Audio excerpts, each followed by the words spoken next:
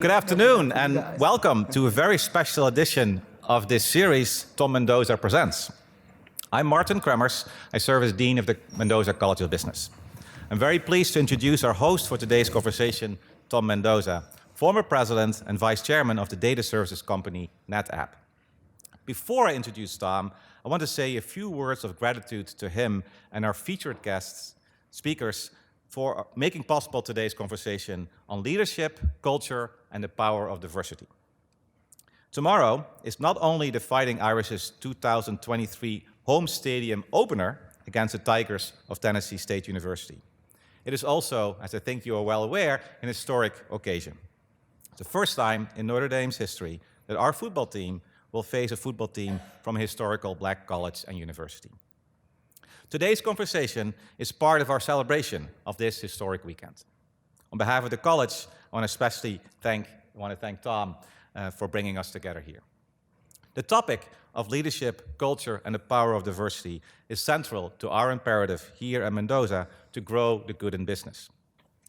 This imperative is based both on our Big C Catholic perspective as a business school guided by our Catholic faith, but also on our small c Catholic perspective, meaning universal, or a perspective guided by universal human principles, starting with the recognition of the intrinsic, infinite, and equal dignity of every human person.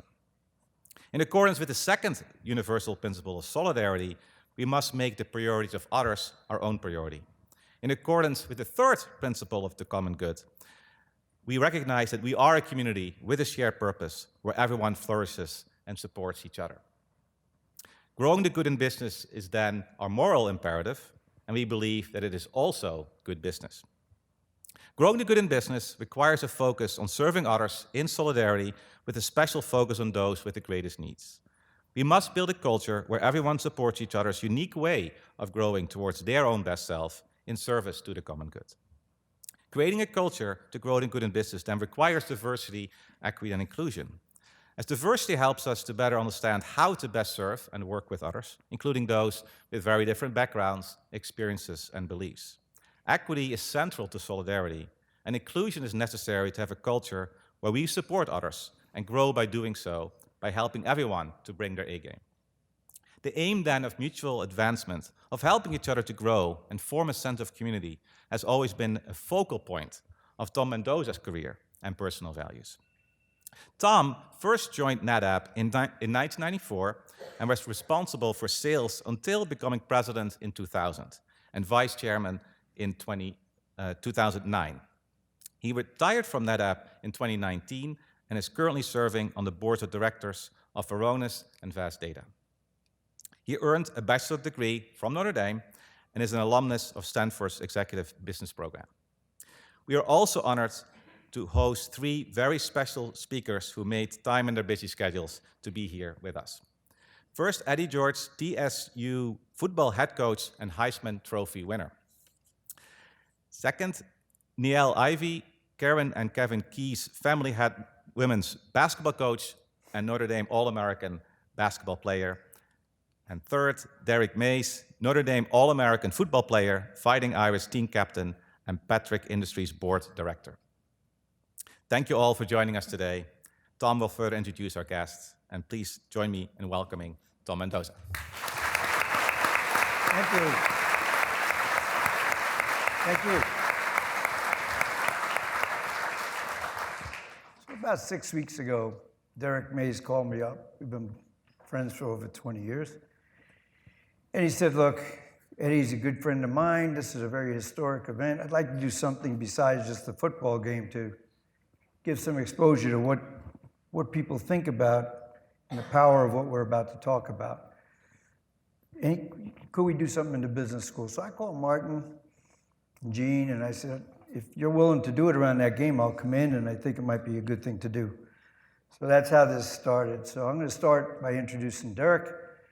As I say, we've been friends for a long time. Well, Derrick, if you ever talk about the greatest wide receivers in Notre Dame history, there's no conversation that doesn't include Derrick Mayes. Went on to win the Super Bowl with the Packers. All that's impressive. But he's been a very successful entrepreneur for a number of times now. And he joined Patrick Industries' board. It's a Fortune 500 board for a younger black man is unusual and fantastic, in my opinion. And he's more proud now than when he joined because of what they're doing with their program Impact to give back to a wide group of people. So Derrick, please come to the stage.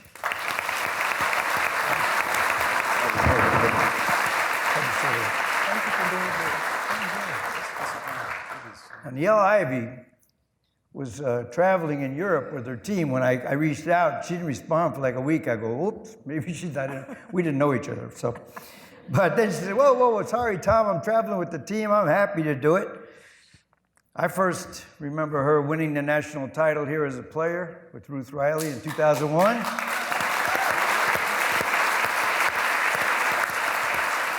And she spent many years coaching with the legend Muffet McGraw.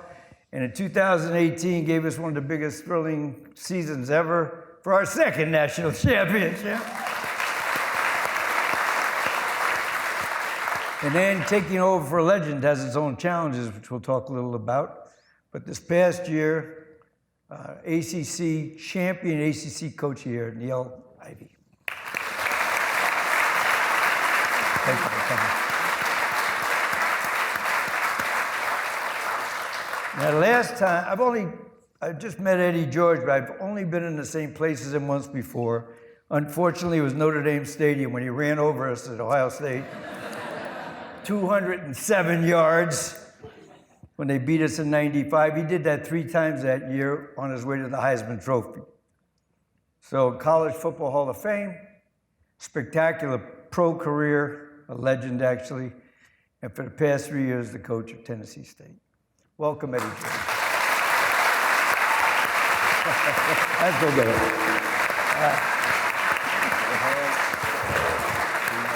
This is cool. Right, Jake? This is cool. My son's up front. But so let's start off talking about Patrick Industries.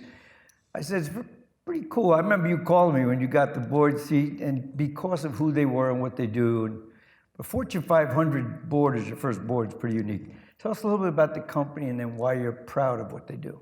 Well, about 4 years ago, Tom, as you recall, I got the call up, and Patrick Industries is about 15 minutes away in Elkhart, about 45 years. Everything that goes into a marine or an RV, we are the leading supplier for it, about a $5 billion company. And just when I think about the culture, when I think about the work ethic and the high standards that we had here at Notre Dame, and to have this amazing gym just 15 miles away and been that space for such a long time, it was just perfect team for me to put my, hang my hat, and it's just been an amazing trip. I wouldn't be here if I wasn't able to mention our president from Patrick, Jeff Rodino, our COO, Kip Ellis, and our Impact Program Director, Marissa Aldrich. Thank you.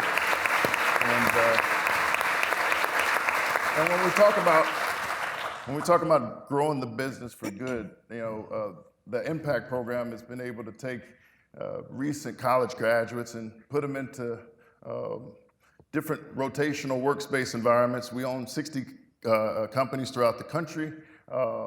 Eddie, we got some locations in and around the Tennessee area. Okay. So for us, and what we want to make sure that we can do is be a resource for all your student athletes. You as well, Coach Niele, for internship programs. That's a real tough thing for student athletes, right? Especially in the summertime. We want to make sure we extend that out to you, because you all are special individuals. You have special young talent. Those qualifying student athletes can go and take a pipeline into the mainstream manufacturing business, and I think that's pretty awesome. That's great.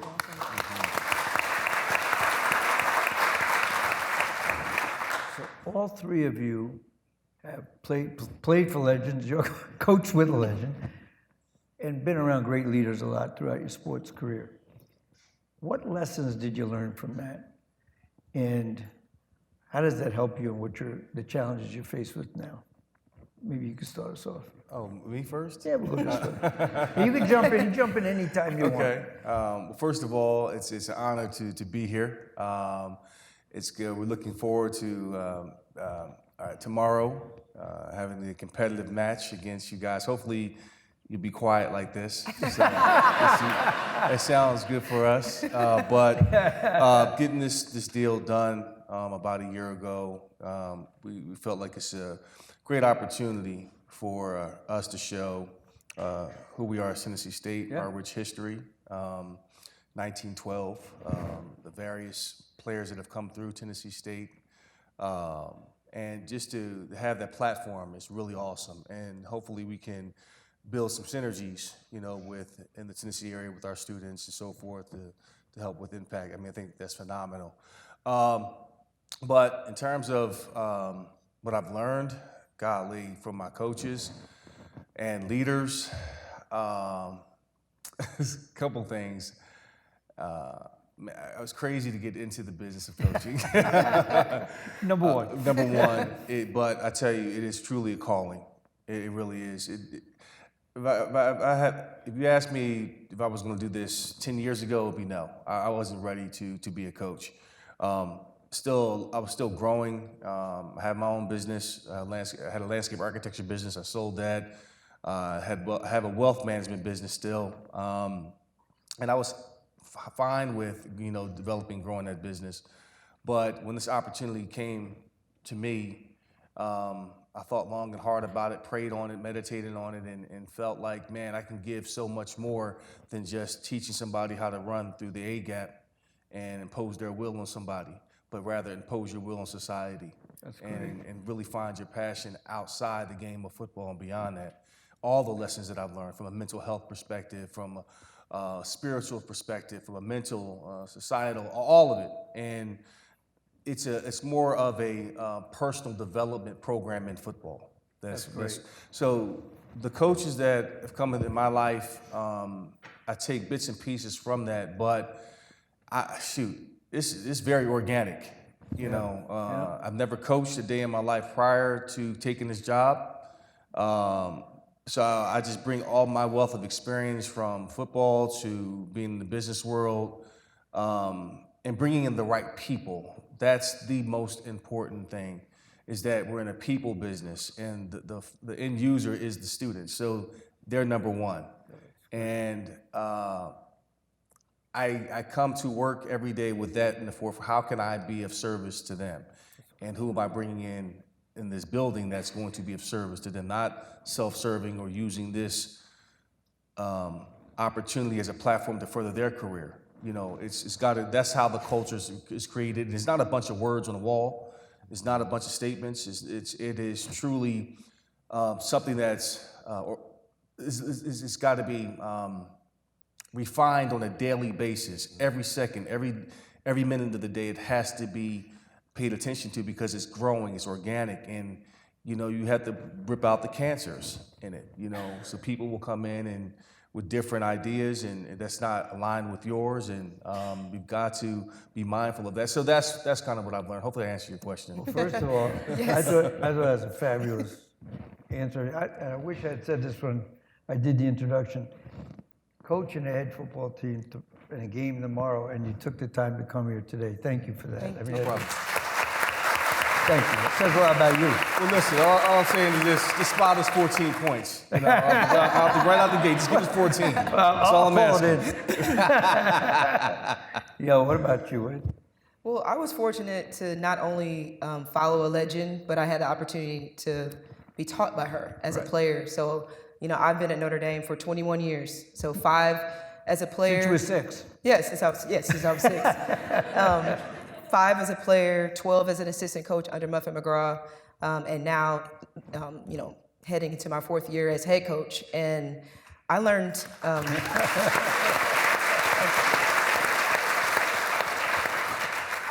I've learned everything from her. I have my entire staff here, and I'm so grateful for them. And I have so many role models and mentors that helped put me in this position. And so I took away everything from what I've learned. Like Eddie said, you both said it's never one person. Yeah, it's never one person. It's all the interactions. But I thought about you when you come into this coaching job now, and we had struggled the year before because the entire team went to the first round the year before. Right. And now you've got it back as the ACC champion with a great staff. What are the key things about leadership that you try to drive and inspire people with? Well, some of the biggest things I learned from Muffet was discipline, it was mental toughness, and having a competitive edge. Those are the three things that I took away and that I carry I carried as a player, because that's what aligned me to Notre Dame, the family, the education, and Coach McGraw. And I knew that she was leading a very high level program. And so I took that into as I'm coaching, because those three things carry you on in life. You know, it's those life lessons, they don't just stop on the basketball court. Those are life lessons that I try to teach my team, you know, being disciplined, being on time. I can tell you thousands of stories of just living in fear with Coach McGraw. I'm still, the way that she taught me to be disciplined, to make sure that I'm doing things the right way, I'm leading with integrity, and I'm leading from my heart. One story is we had to be 15 minutes before everything, when I'm sure you guys know this, but it was like the time was noon, we had to be at Coach McGraw's time, which was 11:45, and I still do that today. You know, when I'm preparing for meetings, when I went away to the Memphis Grizzlies, like I still have those lessons ingrained in me.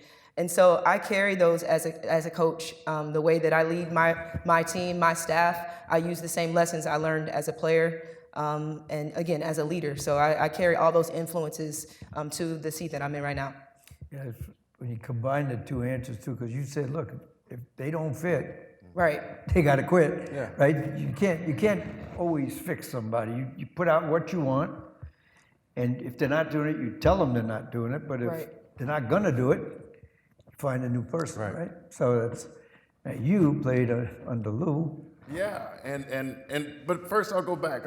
There's three ways I break about when I think about leadership, and yes, I have those same nightmares from Coach Holtz.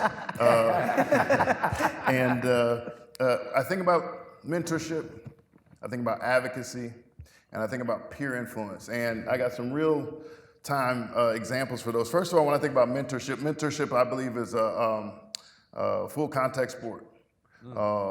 About 20 years ago, I was at the linebacker night before a game. I was in town, and I was playing pool with Tony Rice, and he said, "Hey, I want to introduce you to a guy. His name's Tom Mendoza."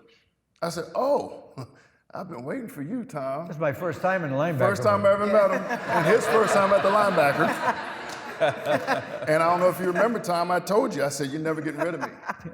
And I meant it, because I knew that it's incumbent on us, and I'm saying this for the students to understand, it's incumbent on us to seek out our mentors. And it's incumbent on us to take those first steps, those steps into the unknown. Because you don't know necessarily what you're doing, you don't necessarily know where you're going. But that's what I did, and because of that, I've been able to share just an amazing, remarkable relationship with you, Tom. So I want to thank you for being that mentor to me. I want to thank you for being an advocate, and for all the students here. Believe me, he takes a vested interest in each and every one of you, and that's just unheard of in higher academics right now, to have the namesake that you're going in this building every day, and he's making sure that you guys are on track. So on behalf of those students that don't get to say thank you also. When I think about advocacy, man, advocacy is huge. I sit here as a member of a board of directors for Patrick because I had an advocate, my classmate Paul Berrettini, class of 1996. He was the only guy here our senior year with a laptop, Eddie, in 1996. Wow. He went and built www.nd.edu in the basement of the Golden Dome. Wow. Our senior year, yeah. And if it wasn't for someone like Paul to advocate for me to become a board candidate, I wouldn't be sitting here as a board director. So advocacy happens when we're not looking, right? That means you got to be doing the right thing when you don't know who's watching, and you don't know who's taking notes, right? And then the last thing I'm just going to talk about, and I'll get rid, peer influence is huge. Eddie and I, as I said, we were classmates coming out, and I remember down in Indianapolis, they had the combine, and that's my hometown. And so I go back down there, and I bring Eddie and one of my other buddies, Bobby Ingram. We were all in the draft class together, and we came back to my mom's house. And Eddie ate all the spaghetti. He said, he told my mom, he said, Mrs. Mayes, this is the best spaghetti. To this day, she still believes it. I don't understand it. Hey, you know what's funny? I weighed in like at 238 pounds. And they were like, oh, he's fat. I'm like, no, I just had too much spaghetti there. You were the Heisman Trophy winner, you get a pass, right? Yeah, I didn't run that. I didn't run the next day. But yeah, you just think about that peer influence in our Right. experience, right? And Right. steel sharpens steel. That's the kind of That's right. That's the kind of work I'm talking about. And I would be remiss if I did not talk about peer influence as we sit here, because I had to reach out to some of my folks to tell them all the good news that I was going to be doing, holding this panel, and it was in the early workings. Tom and I were talking, and I reached out, and I got a phone call from one of my other classmates, Christy Fleming. She happens to be in the audience right now. And I said, yeah, Eddie George and Tom and I were going to have this amazing panel. She said, what about the sisters, Derrick? I said, touche, Christy, you're absolutely right. And so we're all sitting on shoulders here, right? That's right. We're sitting on the shoulders of advocates. We're sitting on the shoulders of mentors. And I think it's incumbent on us to be able to take those items and pay it forward. And that's truly what we're doing in each of our professions. Yes. I love that. Absolutely. You know, recently I had an opportunity to give a talk to the football team back in June. And, you know, you always hear about the network, the Notre Dame network. The reality is, I don't even like the word network. I've never gone to an event when somebody asked me if I want to go to a networking event. What I believe is the power of relationships. And relationships means you reach out to somebody. And I'm telling you, if you reach out to people from Notre Dame, they'll respond. When you don't need something, you just want to meet someone who's been successful, like these people, and say, how'd that happen to you? I just appreciate knowing that. I can't tell you how many people have done that with me, and I always respond. But you don't need something. Later on, when you have a relationship, and you say, do you happen to know somebody? And I always tell people, I'm not the guy, but I probably know a person. That's right. And this is the platform. Notre Dame gives you a platform to meet incredible people. And you just got to take advantage of it. So, culture, obviously, to me, my company was voted the #1 company in America to work for in 2009. Of all companies, we focused on culture from day one. And to me, it's just doing the right thing because it's the right thing to do. How do people act when you're not in the room? That's right. Right? So you guys building teams, you're helping build a company. I'm interested in when you think of, what culture are you trying to drive? And how do you feel the best ways to go about it are? I'll start off. For me, culture is everything. My program, it makes or breaks a program. And I was fortunate to, again, walked into Notre Dame and the culture was set. It was senior-led, it was player-led. You know, I talked about Coach McGraw being a heavy influence on my life, not just my coaching career, on my life. And she created the standard. The standard was high, Notre Dame women's basketball. Our standard was high. The culture was winning. Like, that was the culture. And so what did it take to get to that winning tradition and have that excellence? And I was taught as a freshman, it was our seniors, and they set the stage for us. So it's a little bit different from now because, you know, I have some of my biggest leaders and best players are freshmen. You know, when I walked in, the seniors were the best players, and I had to earn my keep. I had to earn my respect. I had to put in the time, you know, and that's a little bit different now with student athletes, with the transfer portal and all that stuff. But the culture was how you show up every day, and that was ingrained in me as a player. I passed it along. I learned, we went to our first Final Four my freshman year. I tore my ACL, so I had to sit from the side and watch. So I just watched our seniors lead. I watched the way that they performed. I watched the way that they approached practice, approached the weight room, approached what they were supposed to do off the court, in the classroom. All that stuff mattered to me because they were successful. They brought our program to our first Final Four. And so watching that from the side and going through that adversity and those challenges, I took that to heart. And so my next year as a sophomore, you know, I wanted to be a part of the Final Four. I was a part of it, but I wasn't because I was on the side. So that really drove me, my passion and my motivation. And going again back to culture, so that was the standard for us. And they did a great job of passing that knowledge along. So they passed it along to the juniors ahead of me and then myself as a sophomore. And then when it was our turn, you mentioned earlier, when we won a national championship in 2001, it was because of the culture that was set when I walked in the door. And so I carried that on. And Ruth Riley helped me and my teammates. Then when we won the first national championship, we passed that along to, you know, the ones that were our underclassmen, and then it just goes generation by generation. And for me as head coach coming back, like you mentioned, in 2018 when we won a national championship, the entire starting lineup graduated. So we returned 3 points. So I think we averaged like 88 points that year. We returned 3 points. Everyone went to the draft, which is great. But you know, we had first round of the yeah, first round. It was I think the first time in history that all 5 players went to the draft in the first round. And so returning that, you always have to rely on culture because that's what was set and the standard, the expectation, how you show up every day. And so it was a rebuild, and we all know that it was a rebuild. But when I came back, unfortunately, to have the opportunity to come back, I went back to that. I went back to this is the culture of Notre Dame women's basketball. I don't care if they were 11 and 18 when I took over. I'm going to get it back to that standard. And so how do I do that? I knew the blueprint because I was here under a Hall of Fame coach in Muffin McGraw, and I learned from her as a player. I learned from her as assistant.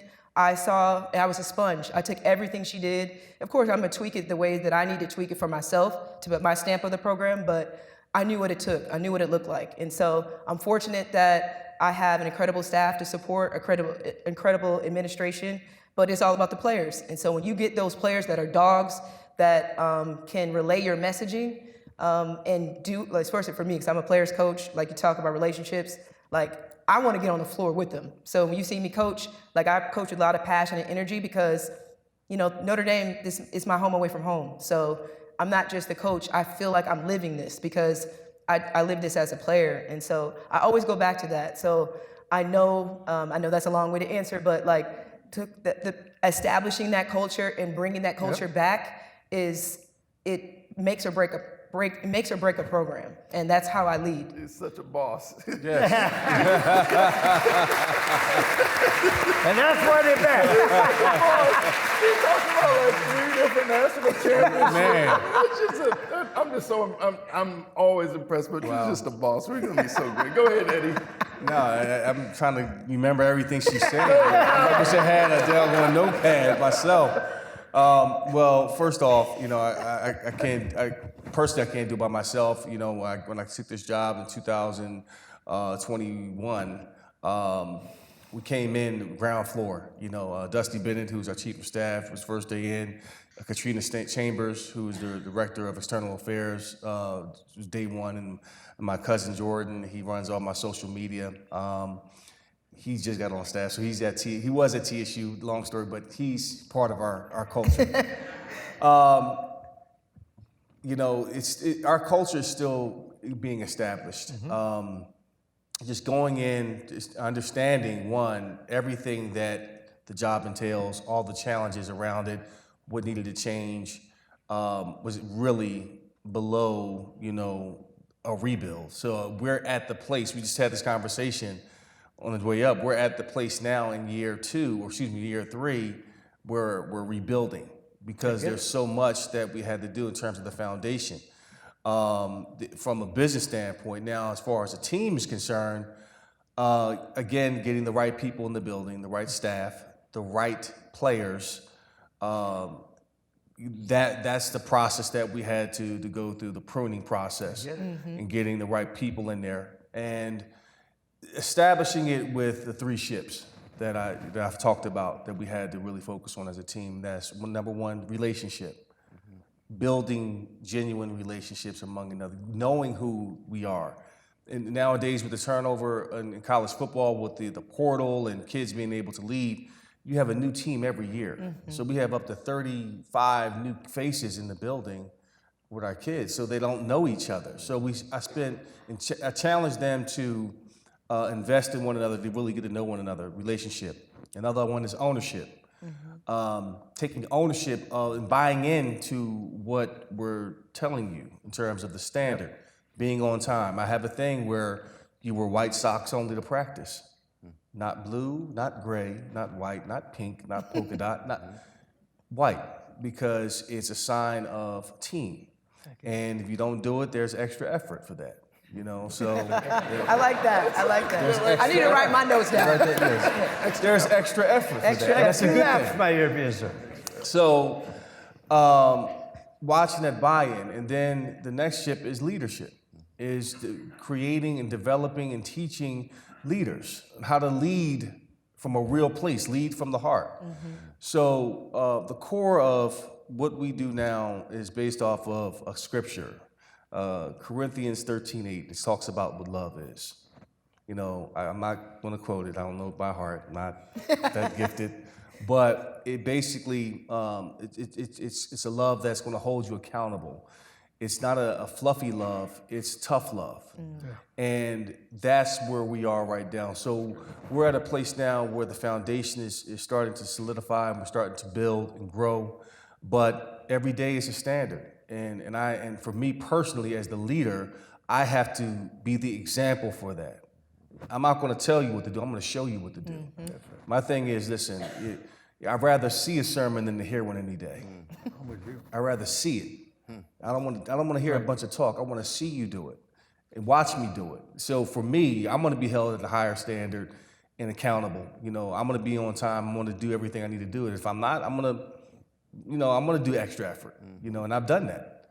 So, you know, that's what's being established. We're constantly growing, and those are the areas where I've seen the most growth. And I'm praying that it leads to more victories on the field this year. You know, when we started NetApp, 1994, very few people at that time. I was a 32nd employee. We hired a CEO. I ran sales. We had our first offsite. What's our goal? What's our mission? And in business, oftentimes you go to revenue, you go to what list you might make or whatever. But we left there with something that changed everybody's lives. We said our mission is going to be to create and build a company we're proud of the rest of our lives. That's it. And so when someone said, I want to promote this person, we say, you proud of him or her? And sometimes they go, I don't know if I'm proud. I go, just stop right there for a second. Why aren't you proud? Go talk to them and figure it out. And the standard of, you want to look left and right and be proud. I think every great team that you've ever sacrificed for is because you are proud of the people around you. And I'll tell you, cut through all the HR stuff. I apologize if there's HR people in here. Where are they on the chart? And where's the review? You are either proud of that person or you're not. And if you're not, tell them why. And let them have a chance to change it. And the last thing, I don't mean to cut in, but it resonated with me so much what you're saying. I used to say, as a leader, I view myself as the captain of the team, not the owner of the franchise. Owner of the franchise sits up above and decides who's going to cut you or not. Captain of the team's down there trying to help you win. They're accountable to help you get that. And I view all of you guys as player coaches. I mean, whatever you're doing. And how do you do that in the boardroom? How do you view the? Well, thank God our values align with Patrick, and the motto over at Patrick is better together. So we have 60 brand companies, right? We don't vertically integrate, so they're all their own company. When we bought them, we keep them as they are. We make sure that we provide all the support and infrastructure, but we're better together. And lots of brands that are out there, Rockford, Wet Sounds, names that you've heard of, we don't take them over and put the Patrick logo on it, the Shamrock, which I'd like to, but no, we build them up, right? And through building up, you're able to do the same concept. Look to one side to the other. We're able to hold each other accountable and get better together. Pretty awesome concept. So before we open it up for questions, I'd just like to get your thoughts on when someone says power diversity. Why is diversity important, and how do you feel it gives the group more power? Well, I'll give my diversity. When I think about diversity, I'm back to my mom. She was a boss like Coach Niele. 30-year principal down in Indianapolis, National Administrator of the Year at Crispus Attucks High School, Lane graduate down in Tennessee, Delta Sigma Theta. That's diversity, right? When I don't have to look far when I think about diverse leadership. I grew up with it. She was a boss in the household. She was a boss in the community. And so to bring diverse thought, I've been able to see real time the impact of that type of diverse leadership and where it can bring you? When I think of power diversity, I honestly think of my role. You know, I was the first African-American female head coach on campus. That's right. Not just in women's basketball. Thank you, Jack. Thank you, Jack. And then I think of now Micah, our men's basketball coach. I think of Marcus Freeman and Salima Rockwell, our volleyball coach, first African-American volleyball coach. And I'd like to acknowledge that because there's power in that. Right. And there's power in representation. There's power in, like you mentioned, inclusion and diversity. And I get a chance to be that for my team every day. And I don't take that lightly because I know how impactful that is. I was fortunate to be coached by a strong woman and a great staff. I had 3 Black coaches on staff, and there's a lot of players on our campus that don't have that. And so I was fortunate that I was part of a diverse program. But now I get a chance to be even more diverse because of who I am. And I realized the magnitude of that when I went to Memphis Grizzlies, when I was the first African-American female head coach there, or assistant coach there. And just the faces, the messaging I got, the connections and relationships that I made with young girls, with other coaches, that were inspired by my journey. I never would have imagined that my journey would touch so many lives. I just love the game of basketball, and I was fortunate to have the network of Notre Dame, the education of Notre Dame, to be able to open so many doors. And so that power, like I said, is represented in what I do, and I try to bring that every day and try to be the best that I can be because I want to open more doors for more people of color. That's great. Yeah. And I'll just echo some of the same statements that, you know, since taking on this opportunity, we've had various young people, females, young, old, come to our building. It doesn't matter. If you're the right person, you're passionate about helping children, helping our youth get to the next level in life, you know, you want to be a part of that. And I'm also open to having a different perspective of different people that are coming on our floor. So, you know, we have a young lady that who came back, who was an intern for us, Micah McKinney, who's now interning with the Tennessee Titans. So she's still working with us in recruiting, but also has an opportunity to develop relationships with the Titans. And those are the things that I look forward to, helping people of color, people that look like me, not like me, women, just advance and connecting them with their passion. You also brought up the power of different thinking, both of you did. I went into a meeting in London one time, many years ago, 20 people, and they all worked for me, but I didn't know them well. And I'm looking through their resumes. Not only were they all white, they were all within 3 or 4 years of each other in age. Most of them went to the same schools. So I said, is there anything odd about this meeting to you guys? And they're like, no, why? I said, there literally is no, and they agreed on everything, of course. I said, and they weren't doing well, by the way. They weren't performing as a group. So I said, you know, why don't you have anyone who looks different than you, whether it's sexually, whether it's age-wise, whether it's race? And they said, well, you just can't find the candidates. I said, that's because you're not looking. You know, it's a natural tendency to hire people who look like you and think like you. Right. But if you want to get further faster, you need to be around people who think different. That's right. You know, raise their hand, have the nerve to say, hey, I hear what you're saying. I know you're the boss, but I don't agree. Candor's a big deal. And that's advocacy, Tom. I mean, that's what advocacy looks Advocacy, right. That's right. So thank you very much we took the stage, but what I'd really love to have is you people ask some questions. You have a great speakers. I have. You want to say something? Yeah, she's probably gonna kill me for this, but my good friend, I have a bunch of Golden Domers. Of course, Derrick, Tim Brown, Heisman Trophy winner from 1988. Was a good friend of mine. Jerome Bettis is one of my best friends, and his daughter, who is rising. Yes, Jada is here. Yes, I know. I'm gonna embarrass you. Yes, I am. Hopefully you went to class today. That's right. Yes. That's right. I love that. Hey, I'm watching you. I know. Right. No boys. I'll let your dad know. So I had to embarrass him. Yes. So how, are we walking around with mics? How we do? Okay, so does anybody, oh no, you were just blowing your nose, I'm sorry. Anybody, you take it from here. Good afternoon, Coach George, Mr. Mayes, Ms. Ivey. I've seen you guys on TV, and Coach George standing next to you is not really what I like to do because I'm somewhat height challenged. Let me ask you, Coach George, seeing here at Notre Dame is really eye-opening. How are you bringing some of those traditions to, we have our own traditions at Tennessee State, but you're an outsider who came in to bring some traditions to our university, like some of the traditions that they have here and some of the traditions that they have in Ohio State. What are you doing to bring some of those traditions? And have we fought, some of the Tennessee State alumni and fans fought against some of the traditions that you're looking to bring in?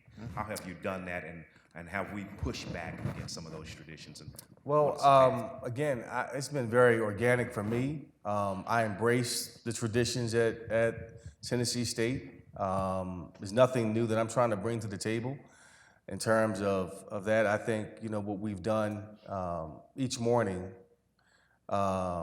we have the declaration that we say who we are. We're blessed and highly favored. We're disciplined and focused and so forth, about 6 of them. And that's just to remind us of who we are and how we set the tone. We have intentions. What is your intention to get better today, both on the field and off the field? So that's something that's internal that we do. Now, outside of that, Tennessee State has a very rich tradition. One of the 2-time Grammy Award-winning band. All right. So that in itself is a wonderful tradition. So I'm not one to say it's all my way and I'm going to do it this way. It's a we thing, and it's got to be very organic, and it comes from within. So those are the things. I'm trying to win. So let's be perfectly clear. My focus is to get this team in the right direction, have them have a mindset of champions, and to fight, to play with grit, to play with tenacity, to be tough. So whatever traditions manifest out of that, so be it. So that's been my focus. All right.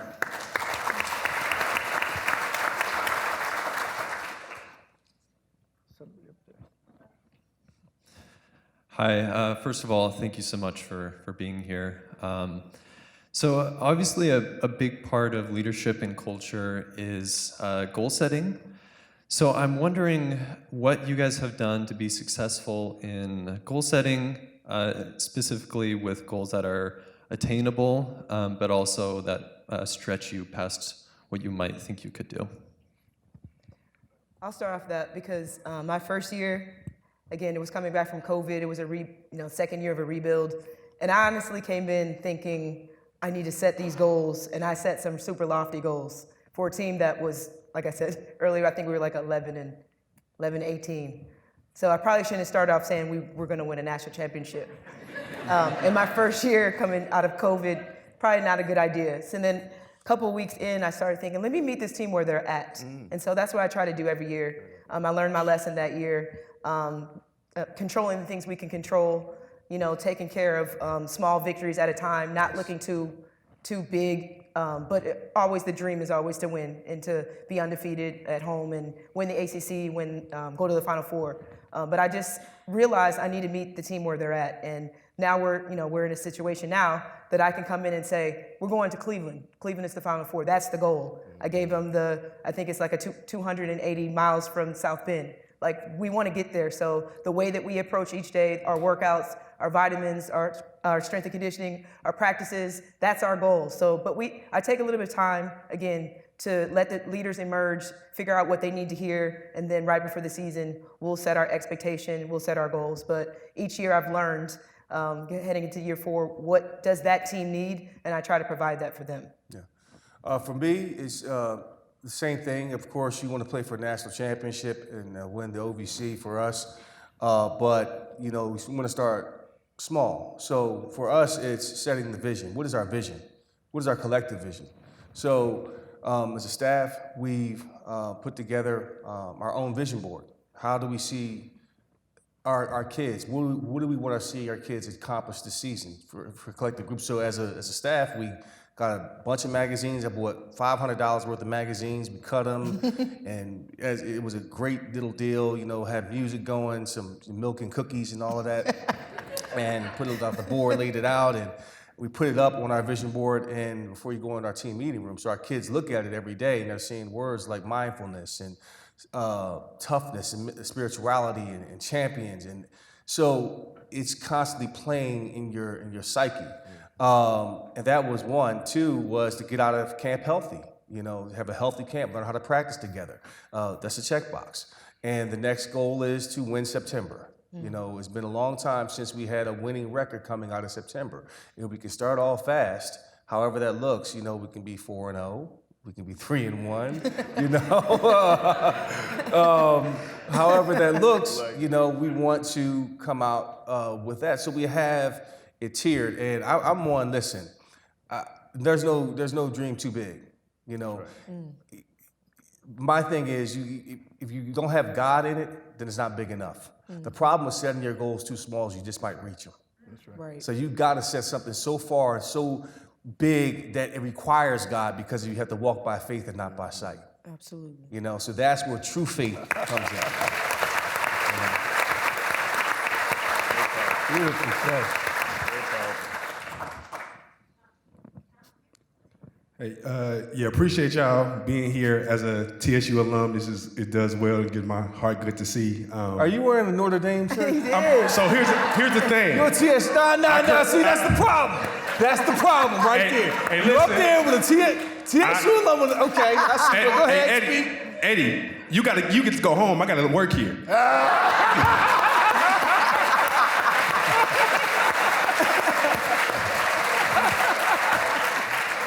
I understand now. Go Wait. ahead. Absolutely. Wait, Coach. That's Notre Dame women's basketball on that shirt. Oh, see, I can't. It's okay. I can't see it. It's okay. Right. No, it's not. I didn't see it. I'm sorry.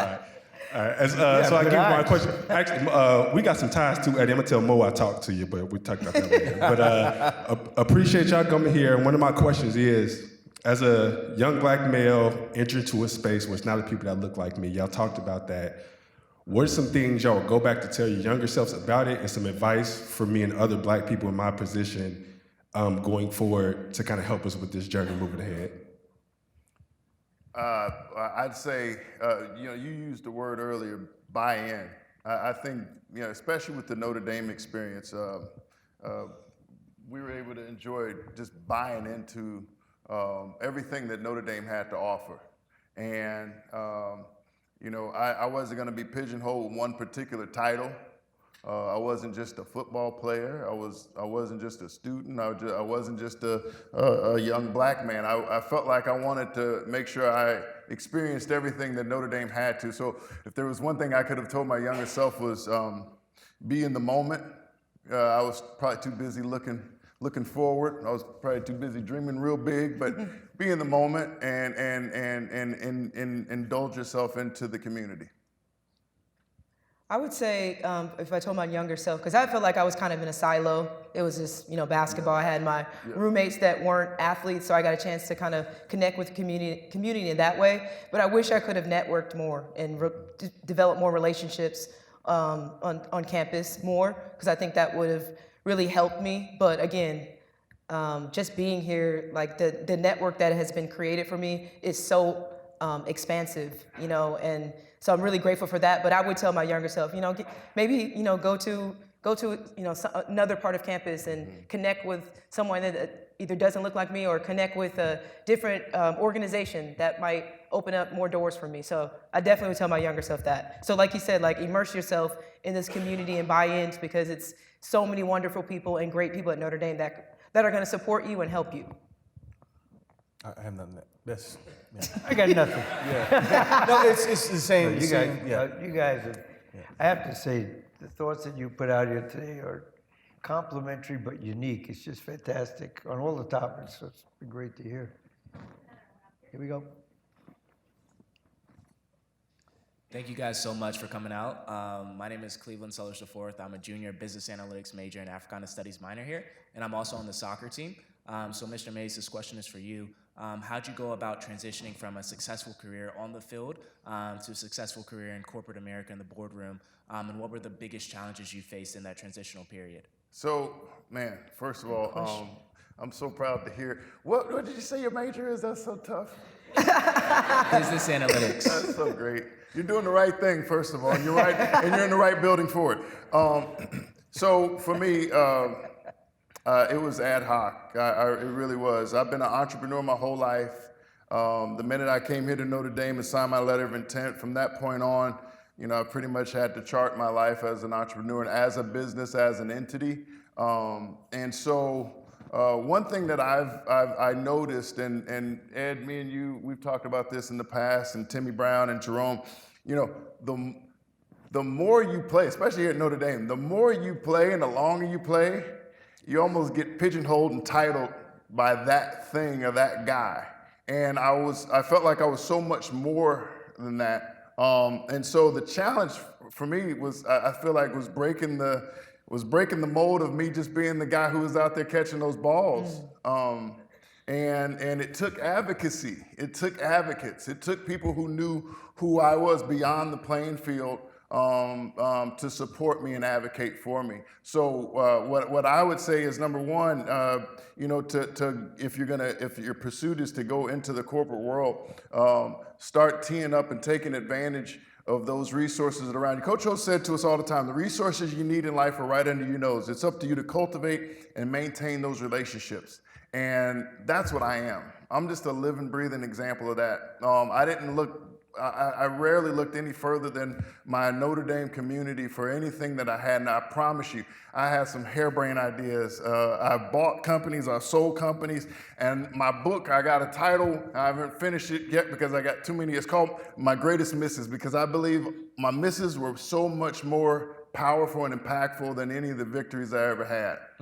So go out there and fail and dust yourself off and figure it out again. But as long as you got advocates, as long as you got support system, you know, that success is around the corner. Man, it's awesome. I think one of the biggest, thank you. I was asked to give a talk at a high school, which I found that to be one of the toughest high school graduation. What I landed on was the biggest impact on your life 10 years from now is who you choose to put in your inner circle. That's right. I honestly think as long as you continue to think, are the people around you inspiring you? Are they strengthening you? Are they wanting you to dream to go further? If not, you should reconsider who you have close to you. Because if you choose the wrong friends, time goes by fast and you're not in the right place. If you continually have, and that's how you build relationships that stay with you for life. That's right. So you have so many wonderful people here. Only 2% of the student body is from the state where the school is. Wow. So 98% of people you meet are from somewhere else and they're smart. Make sure you listen. Make sure it's not all about what you think. That's right. You'll leave here a much better person, my opinion. Yeah, I think that's for this panel. She's coming around. Ryan Scott, graduate testify on the Absence as well. That's right. And, There you go. thank you. My name is Ryan Scott, graduate testify here. Mike Brown was the first person I met on campus, so it was a good sign from God Almighty. And my question, yesterday I attended the Notre Dame Indy luncheon, which is a pre-game football conversation hosted by the Notre Dame Indy Network, and I met this alum from the class of '62 named Tom Mendoza. He played baseball here in the early '60s with Chuck Lennon and the late great Governor Joe Kernan of Indiana, of South Bend actually. He told me a story the first time, he's from the north in Illinois, he told me a story the first time he had to deal with segregation was after the Notre Dame, he joined the military. Going down to boot camp in Texas, he met this shipmate named Mr. Strickland. And Mr. Strickland, he invited him to his cart. Mr. Strickland, though, told him, you'll get us all in trouble. So it was like that movie 42, Jackie Robinson. He had to go to a different cart, then a different hotel. And it wasn't until they actually got to boot camp where pull-up bars and the pavement of the road doesn't care what color you are, what type of hair you have. It wasn't until then that Mr. Strickland got to be integrated. So thankfully, those days we've evolved and changed for the better since those days. There's still some challenges. So, for example, there's those resume studies that come out that shows resumes with like a typical black name, like a Leroy Jenkins or Lamika Washington, or even like an Asian name, oftentimes has a much lower chance of getting a callback, even if it had like Harvard credentials and 3.8 or Stanford, et cetera, than a name like Jethro McCarthy would. So what have you guys noticed in the sports world, being all pro athletes, and at one point, our best practices? Because that resume issue doesn't apply in the sports world. So, Well, it actually does, and I'll give you an example. Eddie and I are dealing with it right now with the concussion lawsuit. Just 2 years ago, they had a ruling that came down that the guys who were, the NFL players who were going through the lawsuit, it was basically the testing was for Black Americans versus white Americans was completely different. They had a completely different baseline. So it's everywhere, you know, and it's in different facets of you know, all of our lives. So you know, I don't know how to I single-handedly don't know how to combat that, but you know, certainly advocating for one another. I'm back to that advocacy again. I think that's where I stand in it. And Mr. Mendoza, from the technology world too, what can be applied with the experience of Coach Ivey and Coach George? I think technology world faces it less than most because you have to have certain skills. The only thing I would say is I would encourage our country to if it were up to me, I would say if you went to college to get this kind of degree, your college education will be paid for. And I would aim it at degrees that are going to get us jobs. And in technology, as we don't have enough people taking math and science in this country, that's why we bring in a lot of people from India and China. They get educated here. I was on a panel for leadership in Aspen, Colorado, Walter Isaacson's panel. And this question was asked. There were two guys on the panel with me. It was on education. One guy was head of engineering at MIT. The other guy's head of engineering at Cal. I said, what year did you guys decide you're going to become engineers? 1961. Both of us. Like, why is that? John Kennedy passed a law that if you got a degree in engineering or science, your loans would be forgiven. So they got home, mom and dad said, you're an engineer. Right. Well, guess what? That will keep us ahead in science and math and engineering. So there's a use of a government program that to me makes all the sense. Well, I've advocated for this wherever I could. Rather than worry about, we should think, if we did what as a country could we be ahead in 10 years, and then help people get educated toward those things. And help people who are underprivileged or haven't had the same opportunity more than the others. I'm all for it. And that's how I think it should go.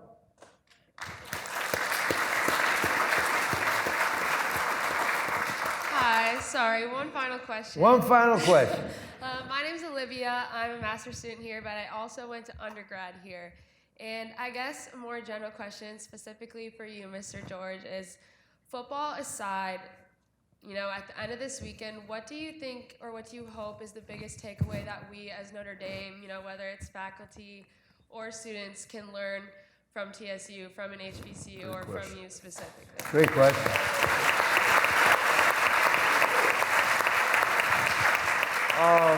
I would say that that you know you embrace, you know, the culture that we bring. That we're a tough, resilient group. We've overcome a lot. Our students, on a day-to-day basis, have to go through a lot to get to practice the class. A lot's demanded on them, just from the challenges from administration to get our kids to make sure that they're qualified, you know, to play in this game tomorrow. Happens at the last minute. Making sure that, you know, we have enough food for our kids to eat. Making sure that the dining hall is open on time. Making sure that, you know, we have adequate equipment to rehab and to replenish ourselves. So those are the things, the challenges that, you know, we're facing. And I'm closing the gap on so we can be more competitive and we can even the playing field. Because Tennessee State is a remarkable university.